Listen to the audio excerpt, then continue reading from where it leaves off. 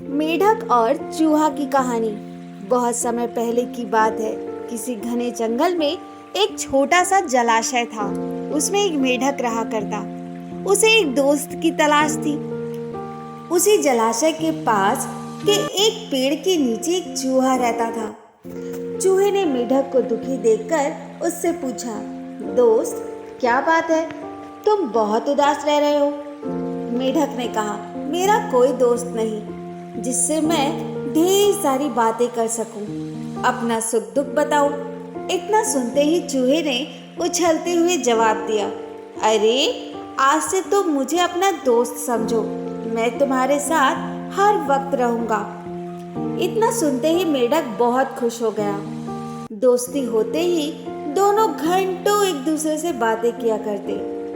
मेढक जलाशय से निकलकर कभी पेड़ के नीचे बने चूहे के बिल में चला जाता, तो कभी दोनों जलाशय के बाहर बैठकर काफी बातें किया करते। दोनों के बीच अच्छी खासी दोस्ती हो गई थी। चूहा और मेढक अपने मन की बात अक्सर एक दूसरे को साझा किया करते। होते होते मेढक के मन में हुआ कि मैं तो अक्सर चूहे के बिल में उससे बातें करने जाता, लेकिन चूहा मेरे जलाशय में कभी नहीं आता।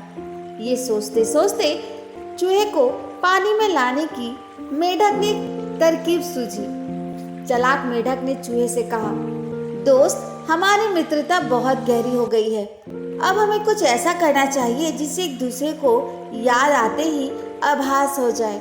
चूहे ने हामी भरते हुए कहा, हाँ जरूर, लेकिन हम ऐसा करेंगे क्या? दुष्ट मेढक फटाक से बोला, एक रस्सी से तुम्हारी पूंछ मेरा एक पैर बांध दिया जाए, तो जैसे ही हमें एक दूसरे की याद आएगी तो हम उसे खींच लेंगे, जिससे हमें पता चल जाएगा। चूहे को मेढक के छल का जरा भी अंदाजा नहीं था, इसलिए भोला चूहा एकदम से इसके लिए राजी हो गया। मेढक ने जल्दी जल्दी उसके पैर और चूहे की पूंछ को बांध लिया। इसके बाद मेढक ने एकदम पानी में छलांग लगा दी। मेढक खुश था क्योंकि उसकी तरकीब काम कर गई। वहीं जमीन पर रहने वाले चूहे को पानी में हालत खराब होने लगी। कुछ देर छटपटाने के बाद चूहा मर गया। बाज आसमान में उड़ते हुए ये सब देख रहा था।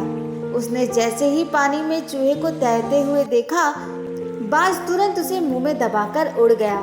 दुष्ट मेढक भी चूहे में बंधा हुआ था, इसलिए वो भी बाज के चुंगल में फंस गया। मेढक को पहले तो समझ में नहीं आया कि हुआ क्या।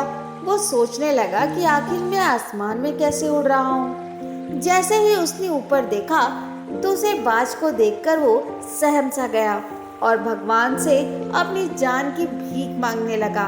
लेकिन चूहे के साथ साथ बाज ने उसे भी खा लिया। दूसरों का नुकसान पहुंचाने की सोच रखने वालों को खुद भी नुकसान उठाना पड़ता है। जो जैसा करता है वैसा ही भरता है। इसलिए बच्चों, दुष्ट लोगों से दोस्ती नहीं करनी चाहिए और हर किसी को हाँ में हाँ नहीं मिलानी चाहिए, बल्कि अपनी बुद्धि का प्रयोग करना चाहिए। तो दोस्तों, आज की ये कहानी कैसी लगी कमेंट बॉक्स में ज़रूर बताएं और हाँ, मेरे चैनल को लाइक शेयर सब्सक्राइब करना ना भूलें। धन्यवाद।